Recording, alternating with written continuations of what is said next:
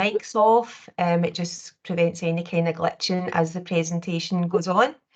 If you do have any questions, just please pop it in the chat box and we will monitor that as we go. Just a bit of a trigger warning. We are dealing with some sensitive information and content this morning, so please look after yourself. If you need to reach out after the wellbeing talk, please do so. So now I will hand over to Veronica, who is the founding of Eating Disorders and Carers, and we're absolutely delighted to have her. We've worked with Veronica in the past here at the EIC. So over to you, Veronica. Thank you.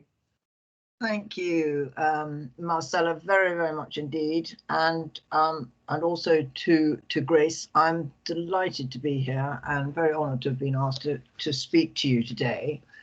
And for those who've read my biography, you will see that I have two, my family consists of a son who has never had a mental illness, and two daughters. My youngest daughter had anorexia, and my eldest daughter had bulimia, binge eating.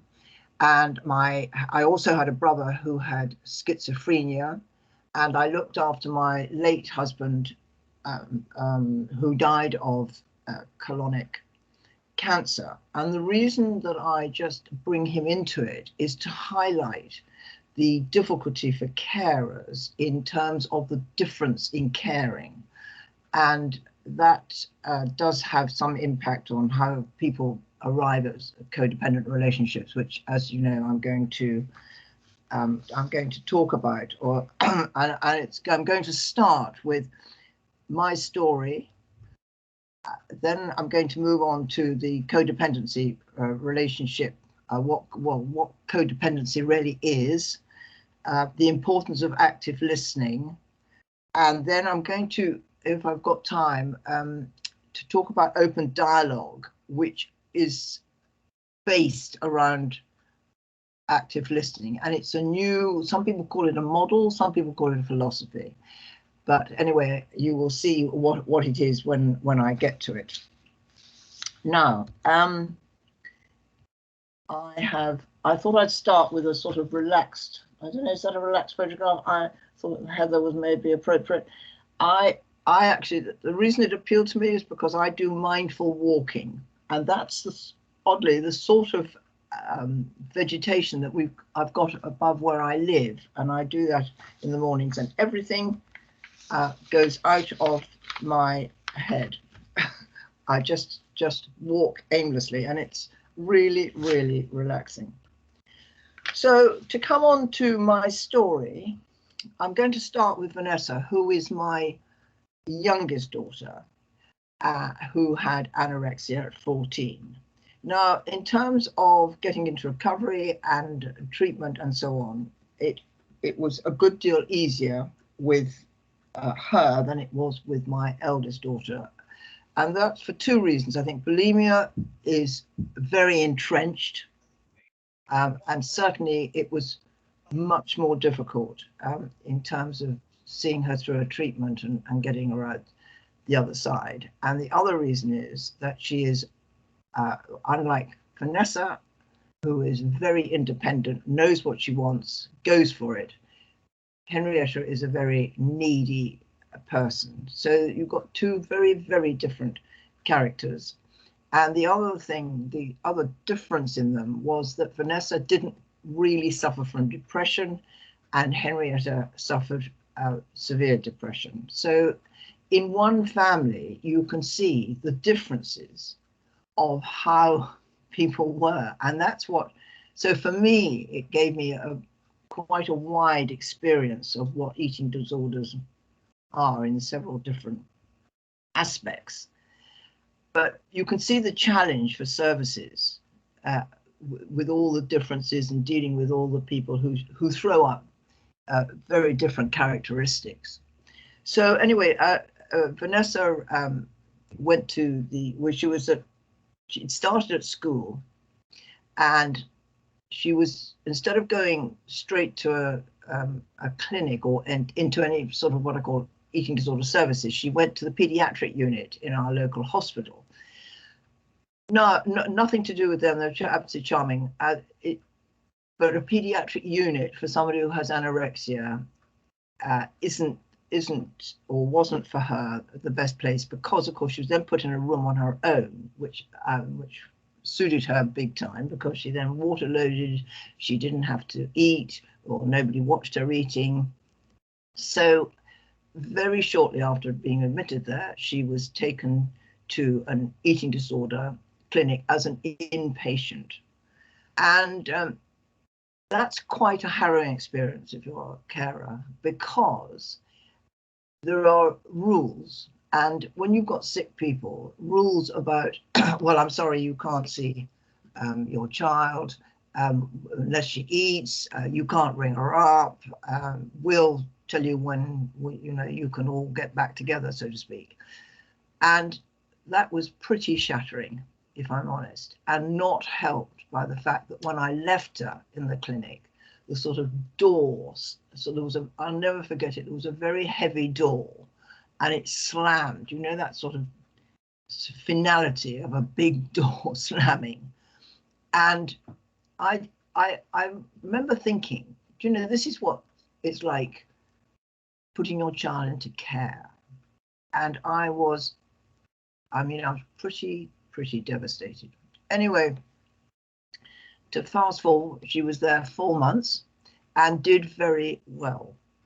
And by a sheer fluke, I ran into her psychotherapist as we were about to be discharged. And I said to her, look, could you do me a real favor and take Vanessa on for aftercare?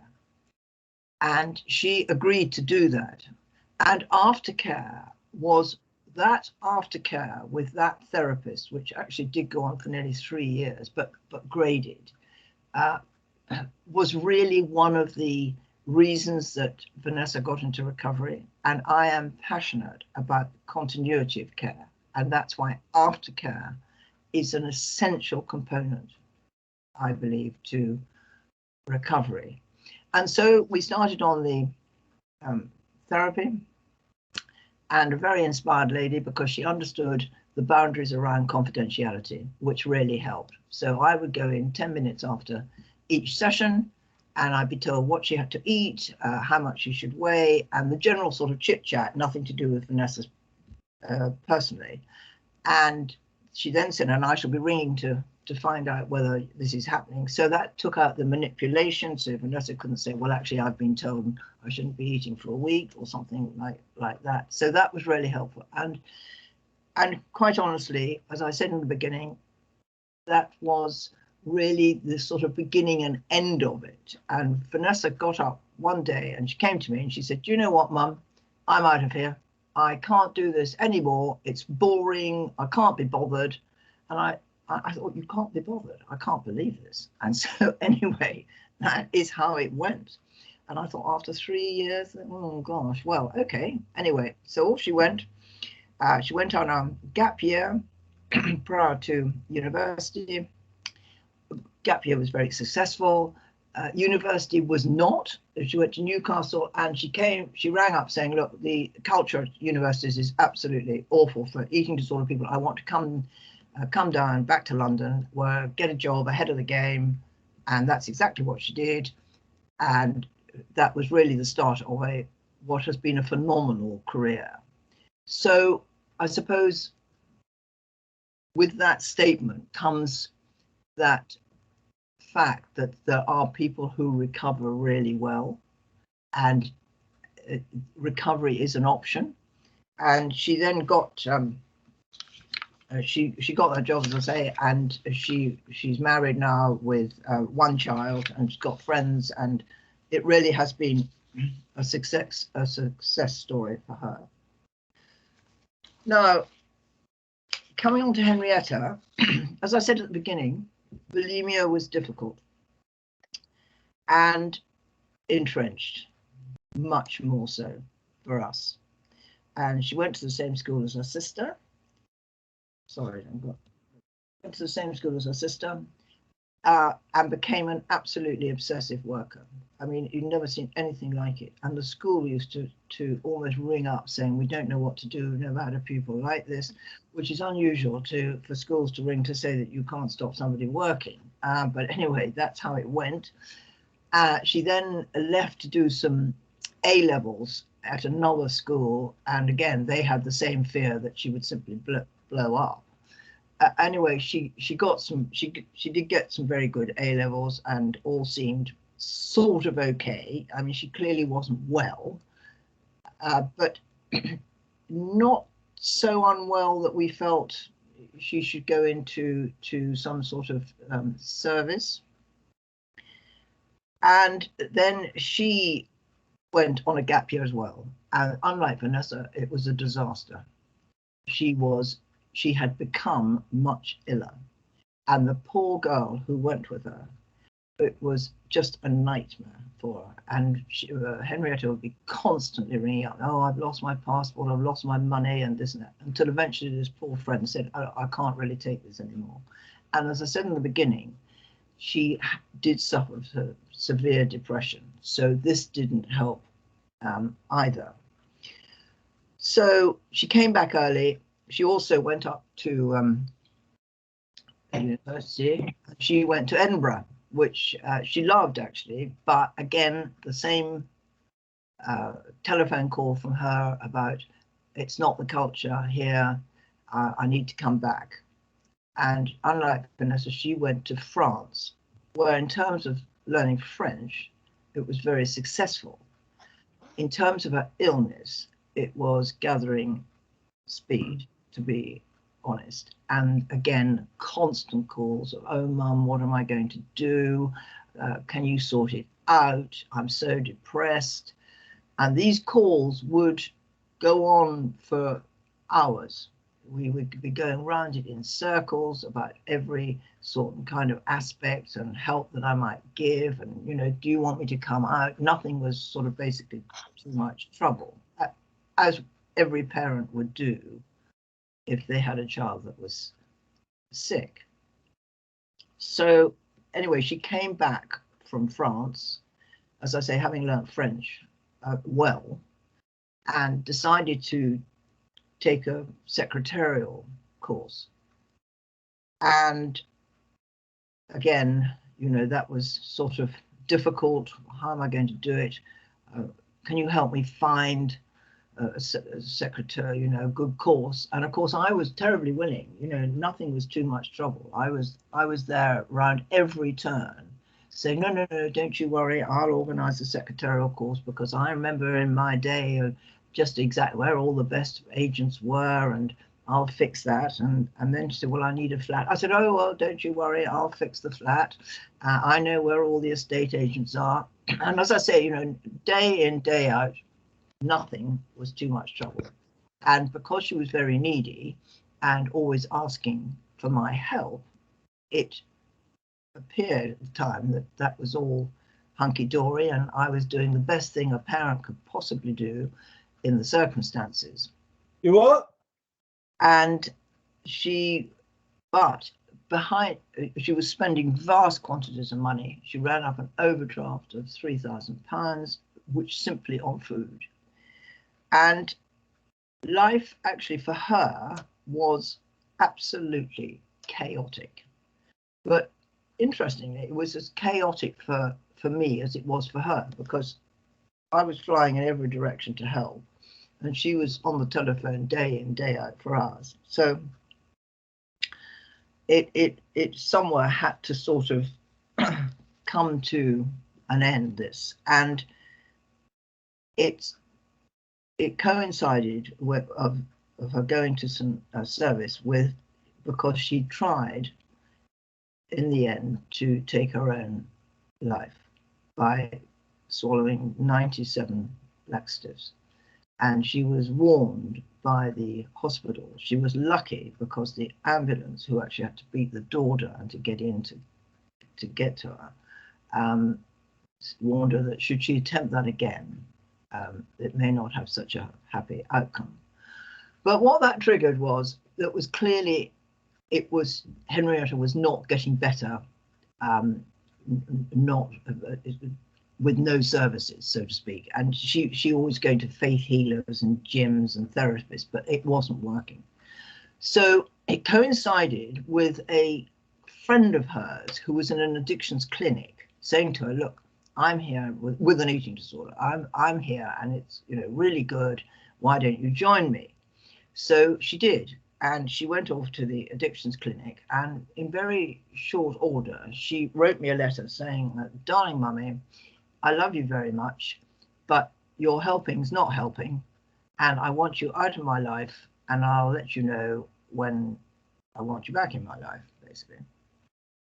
Well, you can imagine, having done all this helping and thought I was being really good and a stonking good parent, this came as a massive shock. And it sort of changed my character for a bit, because I'm quite good at sort of isolating if I really want to. I don't always need people around me, but I became obsessed with not being able to stay on my own. I had to have people to talk to. I couldn't believe it. I literally could not believe that this was the situation I was in. Anyway, after that, very shortly after that, the clinic rang me up and said, look, your codependency issues with Henrietta are keeping her from getting into recovery. Oh, this is partly one of the reasons, but they need to be sorted out. And so we're offering you the 12-step program in this clinic to do codependency, to do the codependency 12-step program alongside Henrietta. And that is exactly what I did. And if I have ever made a good decision, it was that one.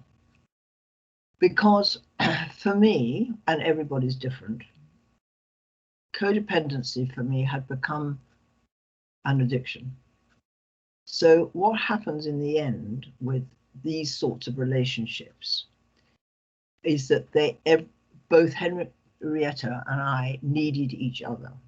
She needed me to make all the decisions, and I needed her to raise my self-esteem as to how good a parent I was being. Now, I hope that makes sense. If it doesn't make sense, put it in the chat and I'll come back to it. But what it actually is a very unhealthy, unhelpful relationship. Because in the end, what you're doing is taking all responsibility away from the other person. So not allowing them to make any decisions for themselves.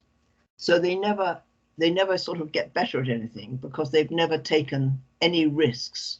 So they don't know what's right and what's wrong, because I was sort of covering for those risks, if you like. And it, as I say, is a very unhealthy way of carrying on a relationship. So I carried on my treatment, and I left the clinic. We both left the clinic, and as if like a sort of test from Henrietta to see whether I'd actually learned what in the clinic, what I should have learned. And she rang me on a dark, wet night. And at the time I was running a helium balloon business, and I was sitting amongst gas tanks and balloons and one thing and another out in my office, which was shed in the garden. And telephone rings, and without any sort of how are you, anything, Mum, I'm just ringing to tell you that unless you come to London and sort me out, I'm going to have another attempt at taking my own life. Well, you can imagine, again, another moment which one sort of never forgotten. I was absolutely petrified. But the difference this time was that I had learned what I had to do if this occurred. And this, I need to say now, is very much my story. So this doesn't This is not a criteria that this is what everybody should do, or this is what it will always work. I do really stress that point. This is very personal to me. But what happened next was that I said, well, I'm really sorry, Henrietta, but I'm not coming to London. And I was absolutely, I couldn't believe I'd said it. Within 20 minutes, the telephone rings again, and I think, oh my goodness, this is a nightmare.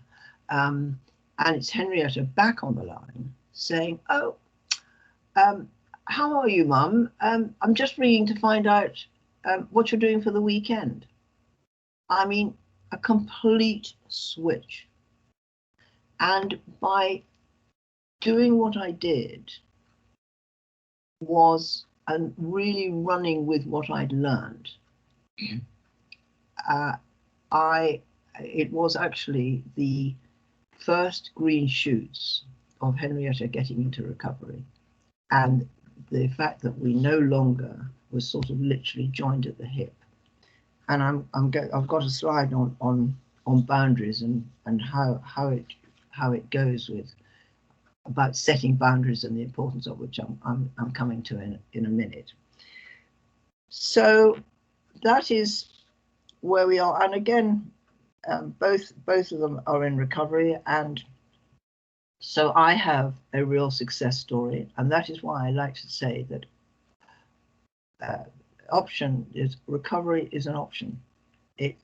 Not lots of people do recover, and I think that needs to be remembered. The next two slides I thought would be interesting. I used to give presentations with Henrietta, and this will show you, the first one will show you what her opinion was about my compulsive helping. And there you really have it in a nutshell. Mum's compulsive helping was literally smothering me and undermining any chance I had of getting into recovery. If I was not allowed to follow my own path and make my own mistakes, I would never learn. It had massively impacted on my self-esteem and my ability to develop my own identity. I wasn't able to feel I had achieved anything for myself. And that's really what I said. Now, this is when we'd all done our treatment and we were all out the other side. And I don't know why I've used parting words. It's an inappropriate way to say it, but because I think it was because we were giving the presentation and this was the sort of last slide. So whilst I would never wish this illness on anyone, it totally shaped the kind of person I am today. I believe I'm a much better person for it. Also, the process we've been through has meant that I have an incredibly strong bond with my family. We're able to communicate properly with each other, respect each other's boundaries, and enjoy a normal, functional family life. And that is exactly what has happened to this day. And that is why my gratitude for the clinic inviting me to do this will always be there. So that is sort of my story. And I just thought I'd put that in. We do have our spats. It's not all singing and dancing always, but we're a normal family now. So what I'm going to talk about next is codependency, because I'm not a one-off person to suffer from codependency.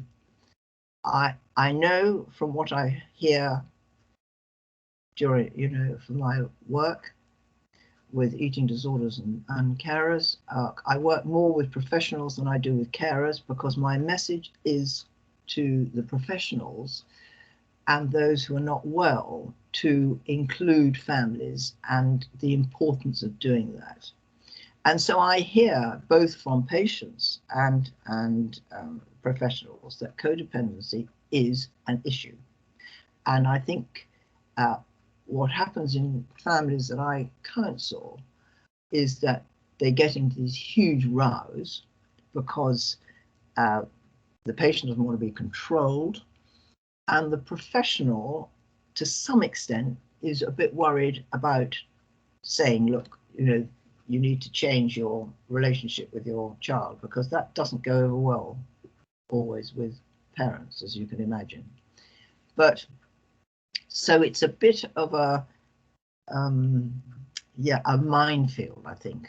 So this is why on the back of what I did, I tried to talk to families about establishing a healthy relationship and where it looks not so healthy. So the other names for codependency, a lot of people don't like the name codependency. It's not what we called it in the clinic, compulsive helping, which for me is what we called it. And I think for me, I prefer that actually, because that's what it felt like, compulsive helping. Then compulsive caretaking, unhealthy helping, attachment addiction, relationship addiction, people pleasing is one I really don't like, mutually dependent, and attachment trauma. So, you know, all those will fit the codependency. Our definition of codependency is that it can be defined as any relationship in which two people become so invested in each other that they can't function independently anymore. Your mood, happiness, and identity are defined by the other person. And that is exactly what I was saying. And the other thing about being codependent, and the reason that it gets such a grip as it did for me as an addiction, is because it raises your self-esteem, because you think you're being such a good parent, and people are reinforcing that by saying, you know, you do so much for Henrietta. It's wonderful, and of course I get to feel better and better. And the other funny thing, which I didn't say, was because when you're in this process, you never stop to ask yourself if the person you're helping is actually getting any better. Now, had I done that, the answer, of course, would have been no. But it's funny, you're on such a sort of mission that these questions don't pop into your head. And so a red flag that often signifies codependency is when your purpose in life seems to be focused on your relationship with your loved one's needs, where you find yourself making significant sacrifices to maintain the relationship and to meet the other person's needs. Our own individual fulfillment becomes highly dependent on the other person and that relationship. We find ourselves losing our own sense of independence or self-sufficiency.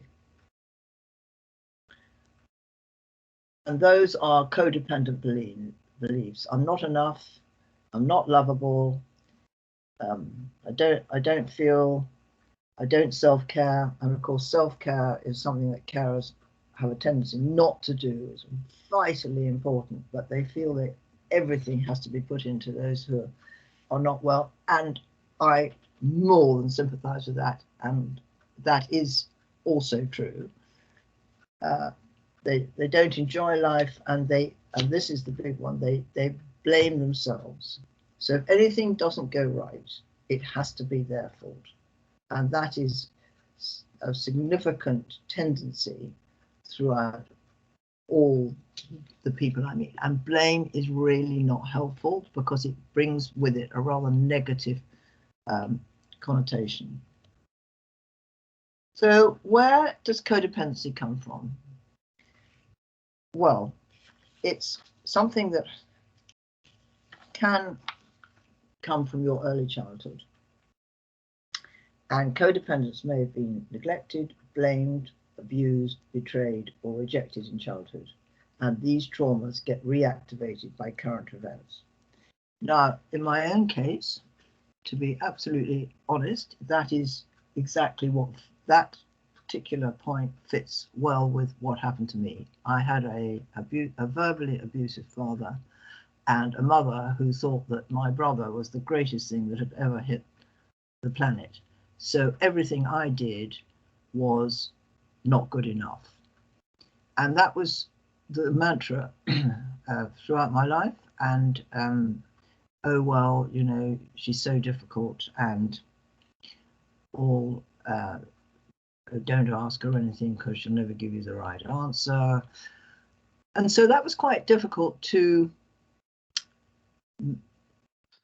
well, I didn't have to live up to anything because I was just, you know, at rock. I was at rock bottom. My self-esteem plummeted, and it haunts you for basically the rest of your life, actually. And that's one of the things that the treatment did for me, was to get me out of this I am a terrible person thinking. So it had lots of different effects. Now, the other thing is the need to feel needed, or the fear of abandonment. That's the field of wanting to be needed is, of course, very strong, because if you come from a family like I've just described, being needed was not top of the agenda. Now, the last, the third, this one, due to your caring role and your fears for your loved one, your lives become so entwined, which can lead to codependency.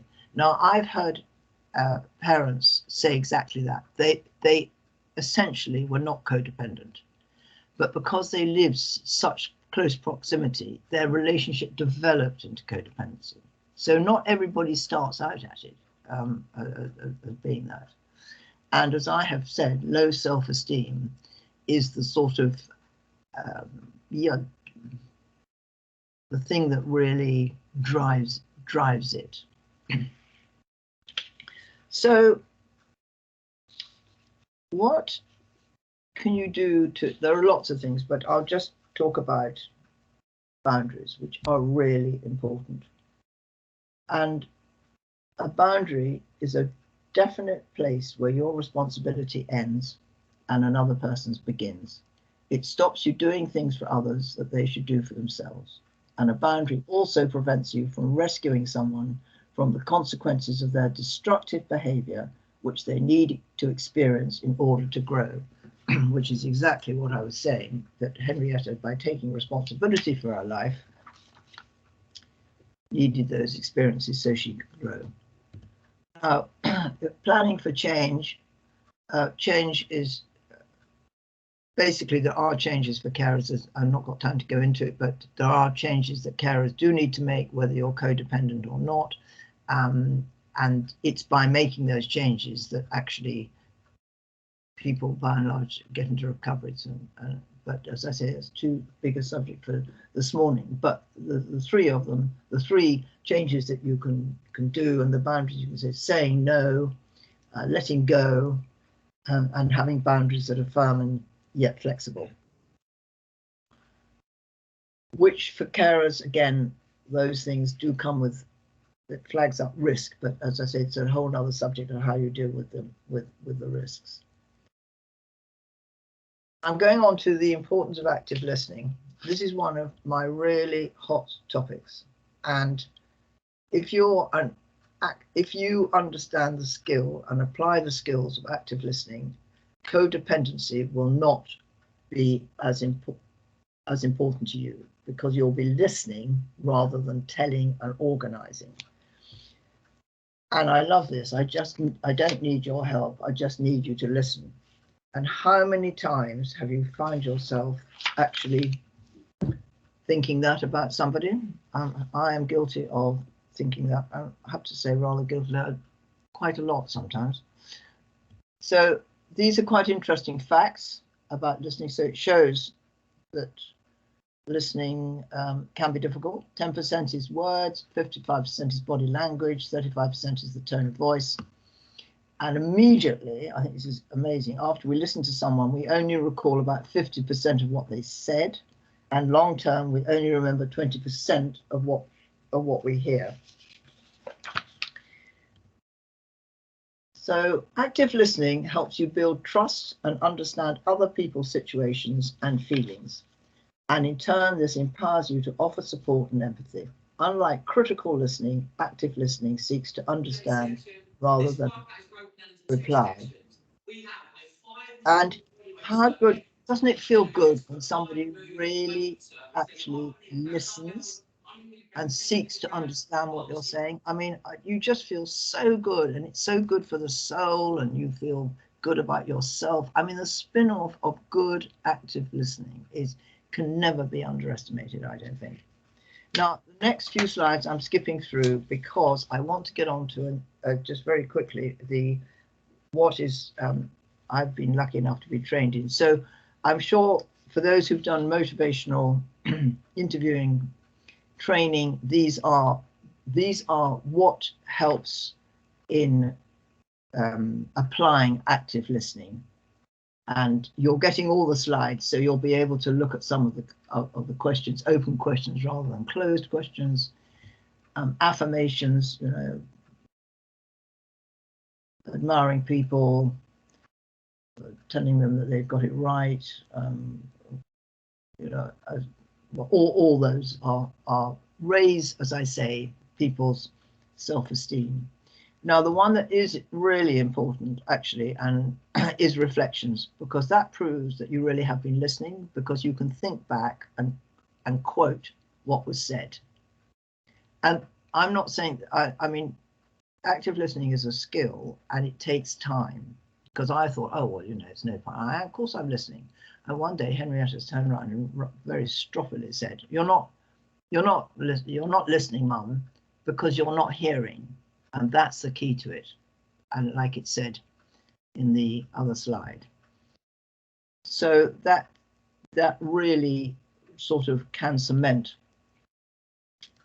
this, how well you're getting on. And then there's the summaries.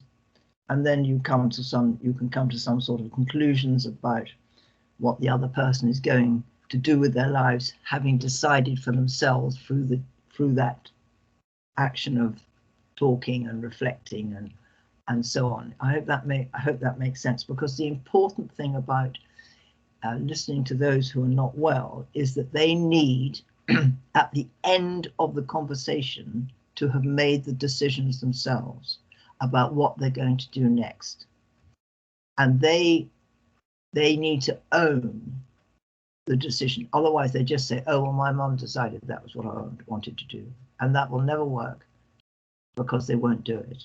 So these conversations produce plans and can get patients who are not well unstuck by exploring what's interesting for them, what they're best doing, and then you agree on the options or the plan, and they own it with them. Right. And I love this. The best motivational advice we can give you is to listen carefully. The person will tell you what has worked and what hasn't, what moved them forward and shifted them backward. Whenever you're in doubt about what to do, just listen. And this is also another good one, I think, is everyone you will ever meet knows something you don't. And I just want to come on very quickly to something called open dialogue, which was started in Finland in the 1980s. In Lapland, Finland, and it is now treatment as usual. This is the model that they apply to all patients that they see. And I'll just give you this is rather rushed, sorry, but again, you will get the slides. So open dialogue is a community-based and integrated way of engaging with families or a person's social network from the very start of seeking help within 24 hours of crisis. It's based on the 7 principles of open dialogue, and open dialogue addresses the problems in the network of relationships surrounding a person who is in crisis, rather than assuming the problem is inside the person's head, helping the social network, including changing attitudes of providers rather than just focusing on achieving change in the person in crisis. And basically what this is really basic. I was sent on the training by the trust to Cambridge last year, one of the trusts I work for in London, and there were 100 of us, 2 carers, me and another carer, and the rest were clinicians. And basically the fundamental difference is that when you presented services, you are given the option to bring your family, any family members or any friends, that's if you don't get on with your family. And that's how it works. It's not, if you front up on your own, then it's treatment as usual. And this interaction and applying, again, listening, It's all hangs on listening, active listening again. This is why it's so important to learn this skill. And that's what it, and it was so simple. I didn't quite get it to begin with. I said, is that what we're learning? How to listen? Is this what this hangs on? And they said yes.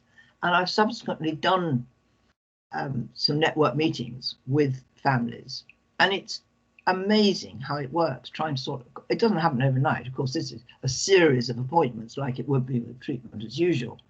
But it's a very good way of including everybody, so everybody knows what is going on. And now with the families, there are 3 practitioners who are listening. I'm now a practitioner for open dialogue, and I will do it with 2 professionals, 2 clinicians, and me as a carer. And we listen, like I've been describing, and then we reflect back in front of the family. So everything that's done in open dialogue is transparent. There are no conversations behind anybody's back. Everybody hears everything. And eventually you just work through what the issues are.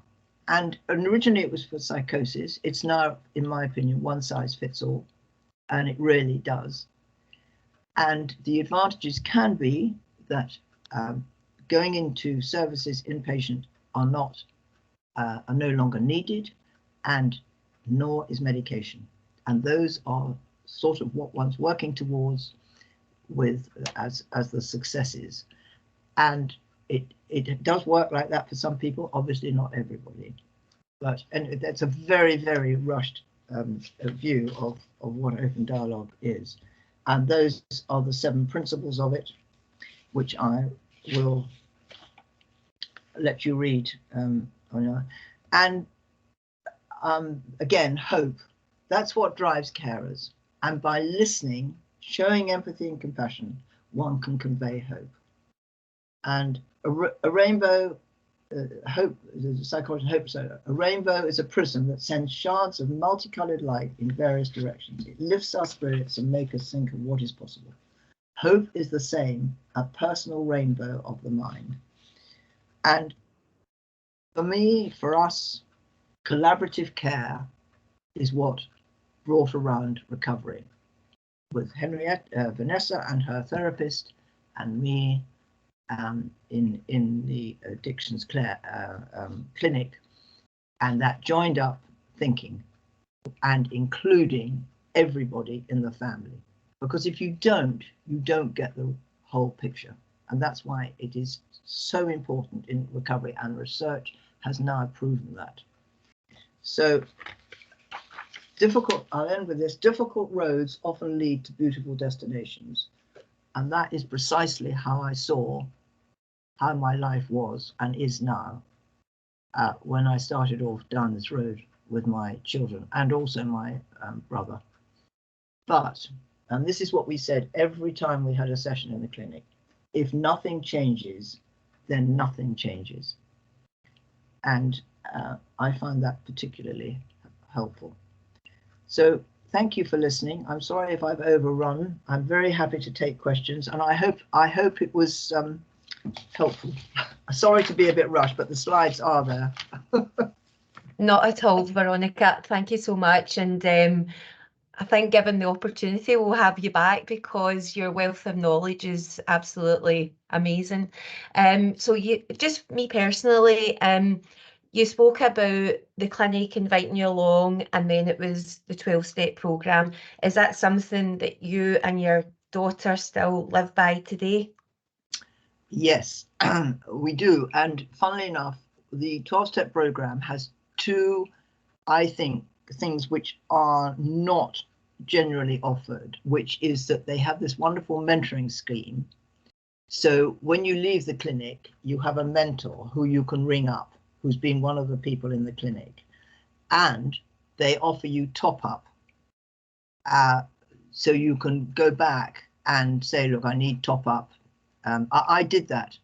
I went back to another clinic, which I happened to be in at the time, and I did top up for 3 days, just getting my head back into, no, you're not helping the world. They don't need your help. And so just getting that sort of reset. They're very good at letting people go back and supporting them, and as I say, for people like Henrietta. Yeah, I suppose it's that whole shared experience as well, because the benefits of group sessions and obviously, you know, sharing lived experience can be very powerful in recovery as well. Would you agree with that? Oh, absolutely. And every Wednesday we used to have a psychodrama session with the patients, and then we used to swap roles. So the addicts would become the carers, and I would become the addict. Well, I didn't, and it's incredible how that works and how you feel, and it does work. I mean, it's really, it's you do feel one happy family, and interestingly, where I'm happiest, if I was honest, is always in a addictions clinic. I feel like I'm coming home. So it's funny. It's just funny. I don't know. And when I get into addiction and do anything in addiction services, I feel like a sort of completely different person. So that makes total sense. We've had a question from Michaela, and she's asking, can codependency be one-sided with relationships? One-sided meaning, well, I'm not quite sure that's what she's asked here. Can codependency be one-sided with relationships? Maybe Michaela can expand a little bit on the chat box with that. Well, she's saying here now the parent being dependent on the child. yes, that's the point, because the parent is dependent on the child to keep their life on track and to raise their self-esteem. So that's why it becomes addictive, because when you're helping, you're getting a real buzz out of helping, like you would if you were an alcoholic. You need more and more of it to keep telling yourself what a wonderful person you are, because you're actually helping somebody, and then it's not helped by people saying, oh, you know, it's wonderful the way you go about that. That's the problem of it. It becomes an obsession, as obsessive as the person you're trying to help with their eating disorder. That's why it's so unhealthy, and that's why I felt it was an addiction, because that's exactly my feeling. When I was in helping mode, I had a addictive buzz. And just another question here. Do you feel that the eating disorders came from a place of feeling of this is what I can control? If growing up, they may have felt that a lot of decisions and dependency came from yourself. Sorry, can you just read that question again?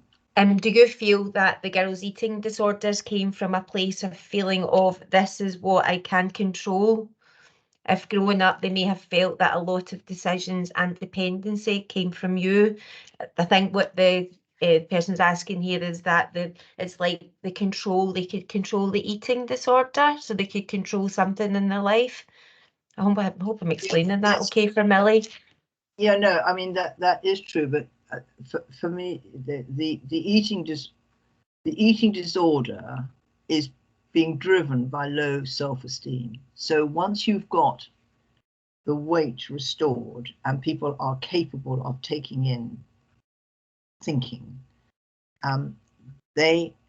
it's then what is really important, and this I may sound as though I'm not answering the question, but I hope I am, is that then exploring what's driving the eating disorder, because it's not the food.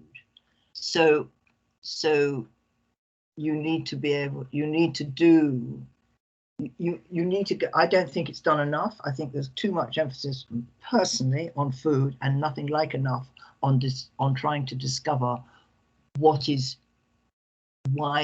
the food is controlling, but it's controlling painful thoughts of the person who's not well. And so it could be bullying, could be divorce, it could be narcissistic fathers. I mean, all those sort of things will will have been in the family somewhere. Yeah. Probably. And we know that obviously the road to recovery, especially around addiction and eating disorders, is not a quick fix. So if anyone was listening in to today's talk and they're recognising some of these signs with their children or a friend, what would your first point of contact be? What was the advice you would give initially? The one thing about eating disorders is you must do not delay in getting help. That is the most important thing of all, and parents resist it. And it's for almost every week that you resist it, you add on several weeks, if not months. So that is one of the things that I would advise. Don't leave it. And there was a question about my brother, about my son, I mean. Yes, sorry, Veronica. Did you and your son have a completely different relationship compared to you and your daughters? And has that changed now? Or would you say that the relationship is the same? The relationship is actually exactly the same. We have a completely different relationship, and it would never occur to me to get into a codependent relationship with my son. He's very laid back. It's just a normal relationship and always has been. And that is the point. It's when you get the needy people that your head goes, someone needs help. Yeah. So And how old are your daughters now, and how long have they been in recovery? Vanessa was in recovery at about 18 years old, and Henrietta was about 22. Vanessa is 44 and Henrietta is 47. So a lot, but they will tell you that recovery means managing the illness, and you'll hear that a lot. It's about applying what they learned in treatment so that when they run up against things that are difficult for them, they don't go back to where they were 20 years ago. And Henrietta will always tell you that it's managing. And I think anyone in the in addiction world will tell you that it's managing. It's like, when alcoholics get clean and don't drink. It's the same thing. They're managing their drinking and their drug taking. And a question from our very own Grace. If someone is exhibiting signs of an eating disorder, but they are refusing support or denying that there is an issue, how would you suggest to best approach this? That depends very much on age. So if they're under 17, with CAMS, for instance, then you have quite a lot of control. And the first stop is to go and see the doctor. So with a younger person, you need to go and see the doctor, and they're much more open to working collaboratively because of the age of the person. Now it becomes tricky, 17, 18, again, still going to see the doctor and talk out the issues about what you think and what help they can offer, and negotiate in both areas with them. And I would, any carer should, I think, get in touch with a carers group and any carer training being offered, so that you can see what other people have done, or you need to gather as much information as you possibly can. But your doctor is the first place of call, because he's the gateway to everything. Everything goes back to him. You could ring the services and find out a bit more about what you do and what that service does and what they will allow you to do. But the bottom line is, please do it. I have got 2 clients at the moment whose children, I can safely say, will not recover. They have been ill too long, and it is heartbreaking. Yeah. And you're past that point. your brain has really sort of switched, and I can't tell you how much it upsets me. Yeah. Really. And I think the other thing I have is when you go to services, please, and I'm sure people do this, sort of softly approach, because you need them on your side, and they need to hear that you're not telling them how to do their job, and sort of remain as friendly as possible. And that's why listening really comes into it, because if you're greeted by somebody who wants to listen to you, then it'll all go very well. But sometimes carers go in cross, harassed, all completely understandable, but it doesn't help the conversation. And then the services come down and they say, look, we've got a difficult parent here, and then all that goes on to not working well either. Okay, So thank you. Thank you. Does that help? I did pop details of your website on the chat, Veronica, for anyone who maybe wants to kind of reach out. I know your website has lots of great resources. I do want to thank you so much for your time. There's been some wonderful feedback on chat. You're such an inspiration, honestly. Grace and I have loved working with you in the past. Thank you for being so open and honest for such a really tough subject as well. And I'm sure we'll have you back at another opportunity. So thanks everyone for joining us today. Have a lovely rest of the day. I have popped in some information about the EIC support number and email. We're always here to listen. So again, Veronica, thank you so much for your time. Thank you both as well. Thank Very you. much indeed. Thank you, Veronica. Thanks so much, everyone.